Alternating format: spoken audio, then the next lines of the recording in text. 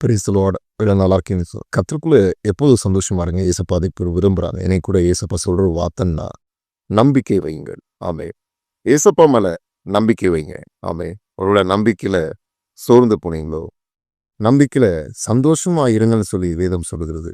கர்த்தரை நம்புகிற மனுஷன் பாக்கியவான் என்று சொல்லி வேதம் நமக்கு கற்றுக் கொடுக்கிறது. ஆமென். இன்னைக்கு நம்முடைய நம்பிக்கை ஏசப்பா விட்டு மனிதர்கள் மேல போயிட்டோம். அவங்க சொன்ன வார்த்தையின் மேல, ஏசப்பா சொன்ன வார்த்தையை காட்டிலும் உங்க கூட இருந்த நண்பர்கள் மேல, உங்க குடும்பத்தின் மேல, உங்களுடைய உறவுகள் மேல உங்களுக்கு நம்பிக்கை அதிகமா இருக்குதோ, இன்னைக்கு ஆண்டவர் சொல்லுகிறார், அதன் மேல் நம்பிக்கை வைக்காதே, அவைகள் அழிந்து போகும். பிரபுக்களையும் ரட்சிக்க திராணி இல்லாத மனுபுத்திரரையும் நம்பாதீங்கள். ஆமென். அவனுடைய ஆவி புரியும், அவன் தன் மண்ணுக்கு திரும்புவான், அந்நாளில் அவன் யோசனைகள் அழிந்து போகுமாம்.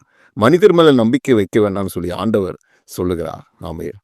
ஏன்னா மனிதன் மேல் நம்பிக்கை வைக்கும்போது நாம் ஆண்டவர் மேல் நம்பிக்கை வைக்காமல் அவர்களே நாம் சார்ந்து கொள்கிறோம். அதன் மூலமாக நாம் எதிர்பார்த்த காரியம் நமக்கு நிறைவேறாமல் போகிறது.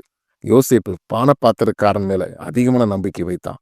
ஆனால் அவன் யோசேப்பை நினையாமல் மறந்து விட்டான்னு சொல்லி வேதம் சொல்கிறது. ஆனா ஏசப்பா மேல் நம்பிக்கை வச்சு பாருங்க, ஏசப்பா உங்களை மறக்க மாட்டார், உங்களை காரியங்களை வாய்க்க பண்ணுவார். வசனம் சொல்கிறது, கர்த்தர் மேல் நம்பிக்கையாயிரு, அவரே காரியங்களை வாய்க்க பண்ணுவார். இந்த வார்த்தையை நம்புங்க. கர்த்தர் உங்களை ஆசீர்வதிப்பார். God bless you.